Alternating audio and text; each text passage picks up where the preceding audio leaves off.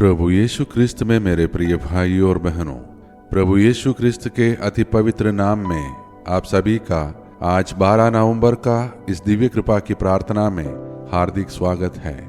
आज हम प्रभु का धन्यवाद करते हैं कि उन्होंने हमें एक और नया दिन दिया, जीवन का एक और अवसर, आशीषों से भरा हुआ एक और दिन। हम परमेश्वर के अनुग्रह में जीने वाले लोग हैं और हर सुबह प्रभु हमें यह स्मरण कराता है कि उसका प्रेम कभी समाप्त नहीं होता। आज हम उन सबको याद करते हैं जो लगातार इस प्रार्थना में सहभागी बनते हैं, प्रभु से कृपा प्राप्त करते हैं और इस प्रार्थना को दूसरों तक पहुंचाते हैं। आप सभी वास्तव में आशीष के पात्र हैं, क्योंकि आप केवल सुनने वाले ही नहीं बल्कि दूसरों के जीवन में भी प्रकाश फैलाने वाले हैं। ईश्वर आप सबको अपार आशीषें प्रदान करे। आइए हम आज की प्रार्थना प्रभु यीशु के पवित्र लहू द्वारा संरक्षण की प्रार्थना से शुरू करें। हे प्रभु यीशु, मैं तेरे असीम प्रेम में विश्वास करते हुए तेरा पवित्र लहू लेता हूँ और अपने सिर से पांव तक विलेपन करता हूँ। मैं अपने जीवन के लिए तेरे पवित्र लहू द्वारा, तेरे पवित्र क्रूस द्वारा, तेरे पवित्र वचन द्वारा संपूर्ण संरक्षण की मांग करता हूँ। हे प्रभु यीशु, मुझे आज हर पाप, बुराई, प्रलोभन, शैतान के हमले, अंधकार, कष्ट, डर, रोग, महामारी, संदेह, क्रोध, पित्ती और जो कुछ तेरे राज्य के विरुद्ध है, उन सब से सुरक्षित रख। आमीन। आज का हमारा मनन का वचन संत लूकस का सुसमाचार से है, अध्याय 17 पद संख्या 11 से 19। जब यीशु यरूशलेम जा रहे थे, वे सामरिया और गलीलिया के बीच से होकर जा रहे थे। एक गांव में प्रवेश करते समय 10 कोढ़ी पुरुषों ने दूर खड़े होकर पुकारा, यीशु स्वामी, हम पर दया कर। यीशु ने उन्हें देखकर कहा, जाओ अपने आप को याजकों को दिखाओ। और जब वे जा रहे थे तो वे शुद्ध हो गए। उनमें से एक जो देखता है कि वह चंगा हो गया है, लौट आया और ऊंचे स्वर से परमेश्वर की स्तुति करने लगा। वह यीशु के चरणों में गिर पड़ा और धन्यवाद करने लगा, और वह समारी था। यीशु ने कहा, क्या 10 शुद्ध नहीं हुए, परंतु बाकी 9 कहाँ हैं? क्या इस विदेशी के सिवाय किसी ने परमेश्वर की महिमा करने के लिए वापिस नहीं आया? और उसने उससे कहा, उठ जा, तेरे विश्वास ने तुझे बचाया है। मेरे प्रिय भाई और बहनों, यह घटना हमें कृतज्ञता यानी थैंकफुलनेस और विश्वास यानी फेथ का महत्व सिखाती है।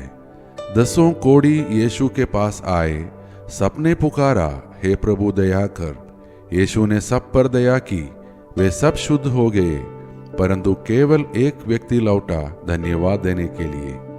यह कहानी केवल शारीरिक चंगाई की नहीं बल्कि आत्मिक चंगाई की है। धन्यवाद करने वाला व्यक्ति केवल चंगा नहीं बल्कि बचाया गया व्यक्ति था। उसके विश्वास ने उसे परमेश्वर के साथ नए संबंध में प्रवेश कराया। कई बार हम भी यीशु से बहुत कुछ मांगते हैं, चंगाई, नौकरी, आशीषें, सफलता, पर जब वह हमें देता है, क्या हम लौटकर उन्हें धन्यवाद कहते हैं? कई बार हम अपनी व्यस्तता में भूल जाते हैं कि हर सांस, हर अवसर, हर दिन एक उपहार है, एक आशीष है। प्रभु हमें यह सिखाते हैं कि कृतज्ञता विश्वास का कार्य है। जब हम धन्यवाद देते हैं तो हम यह स्वीकार करते हैं कि हमारी हर भलाई परमेश्वर से आती है।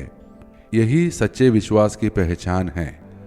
आज प्रभु हमें याद दिला रहे हैं, मेरे बच्चे, मैं तुझे रोज अपने अनुग्रह से भरता हूँ, पर क्या तू लौटकर धन्यवाद देता है? तो अब आइए मेरे प्रिय भाई और बहनों, हम धन्यवाद भरे दिल से प्रभु के पास लौटे, अपने आप को उनके हाथों में सौंप दे और मिलकर प्रार्थना करें। हे सर्वशक्तिमान परमेश्वर, हम आज तेरे सामने कृतज्ञ हृदय से आते हैं। हम तेरी कृपा के लिए, तेरी दया के लिए, तेरे प्रेम के लिए तुझे धन्यवाद देते हैं। हम अपने परिवारों के लिए प्रार्थना करते हैं कि हर परिवार आपकी प्रेम, शांति और आनंद से भरा रहे। हम अपने बच्चों के लिए प्रार्थना करते हैं, विशेषकर उन बच्चों के लिए जो घर से दूर है, कि आप उन्हें आशीष दे और आपके स्वर्गदूत उन्हें हर समय सुरक्षित रखें। जो लोग शरीर, मन या आत्मा से बीमार है, उन सबको प्रभु यीशु के नाम से चंगाई मिले। जो बेरोजगार है, उन्हें उचित अवसर मिले। जिनके दिल दुखी है, उन्हें तेरी उपस्थिति में शांति मिले। जो आज जन्मदिन या विवाह वर्षगांठ मना रहे हैं, उन पर तेरे आशीषों की वर्षा हो और उनका जीवन आनंदमय हो।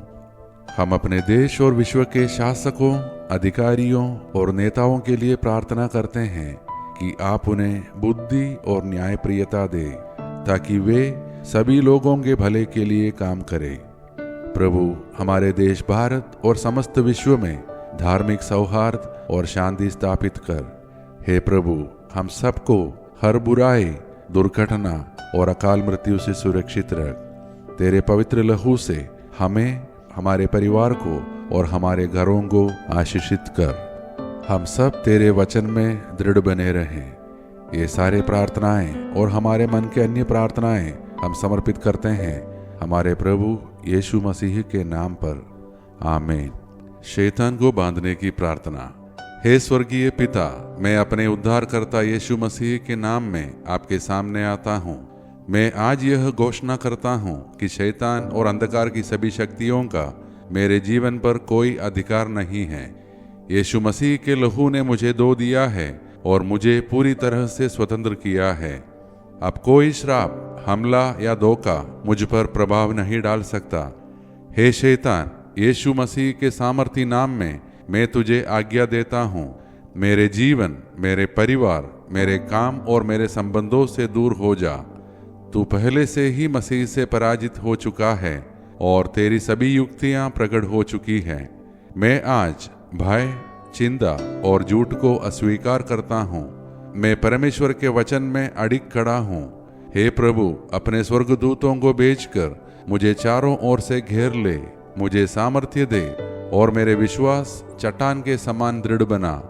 तेरी महिमा पूरे पृथ्वी पर फैल जाए और तेरी धार्मिकता अंधकार की हर योजना को नाश कर दे।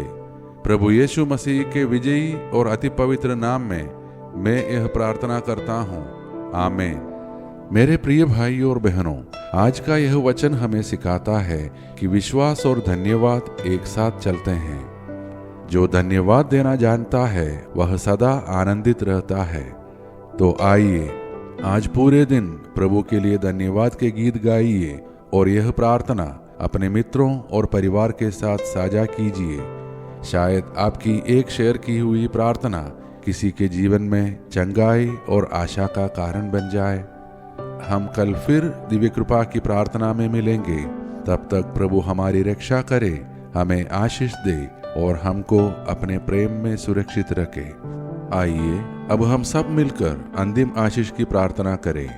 ईश्वर को महिमा, देवदूतों को सम्मान मिले, शैतान को पराजय, पवित्र क्रूस को विजय मिले, विश्व में फैली कलीसिया को प्रतिष्ठा मिले, मृतकों को पुनरुत्थान, पश्चातापियों को स्वीकृति, कैदियों को रिहाई, रोगियों और दुर्बलों को स्वास्थ्य चंगाई, अनाथ तथा विधवाओं को न्याय मिले और विश्व के चारों दिशाओं में क्रिस्त की महती शांति और अनुग्रह की वर्षा हो। हम पर जो कि दुर्बल और पापी है, संपूर्ण विश्व पर, उसकी सीमाओं तक हमारे प्रभु यीशु क्रिस्त की अनुकंपा और करुणा उतरे और छाई रहे, अब और अनंत काल तक। आमीन।